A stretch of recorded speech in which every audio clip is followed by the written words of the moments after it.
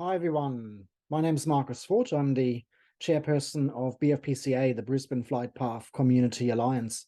We've founded our group at the end of 2020 as a result of the excessive noise pollution that Brisbane communities have been experiencing. And there's been a lot of work since in terms of research and community building and advocacy. And I think Melbourne communities will be quite interested in some of the things that we've uncovered, especially because a lot of it is nationally relevant and also relevant to you guys in Melbourne. So this is our website here. It's bfpca.org.au. We're currently running a campaign that you're very happy to join because it's about complaints that we ask everyone to submit to the Department of Infrastructure and Transport, and specifically the aviation branch, about their failure to provide regulatory oversight over Air Services Australia. Air Services Australia is the organization that designs flight paths and is supposed to regulate and look after the safety and the protection of the community. But they've actually forgotten how to do that, and instead prioritizing the commercial gains and commercial interests of the aviation industry and specifically their partners at the airports. The first one down here is 59, which is about engagement theatre.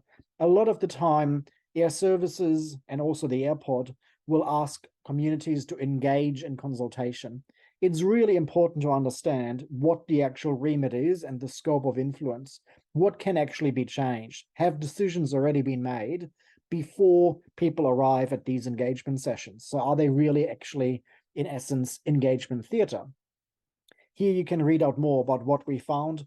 There's also a very interesting thesis, a research thesis from Utrecht University in the Netherlands that talks about the social engineering tactics of the aviation industry. Do check that out. 58. Did you know that aviation noise in Australia is entirely unregulated? So you can complain about construction noise next door, about a loud party, about a dog that's barking.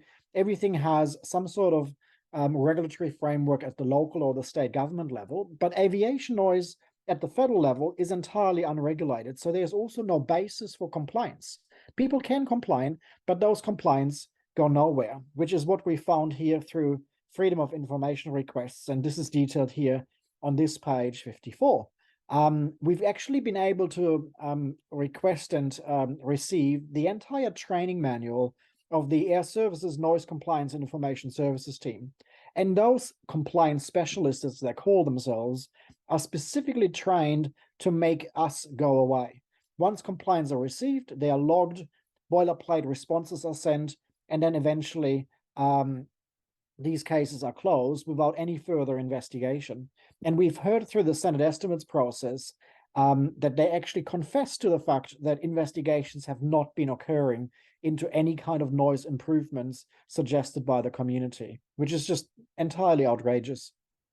The buck passing, it relates to the compliance mechanisms, but it's actually quite a setup that is being designed on purpose in order to shield the aviation industry in what we refer to as state capture. So you can see here our little flow chart about how complaints are handled. And in essence, it goes in a merry-go-round where lots of finger pointing and buck passing occurs. So eventually no one is responsible for the suffering and for the property devaluations and the health impacts and the cognitive impacts on children's learning.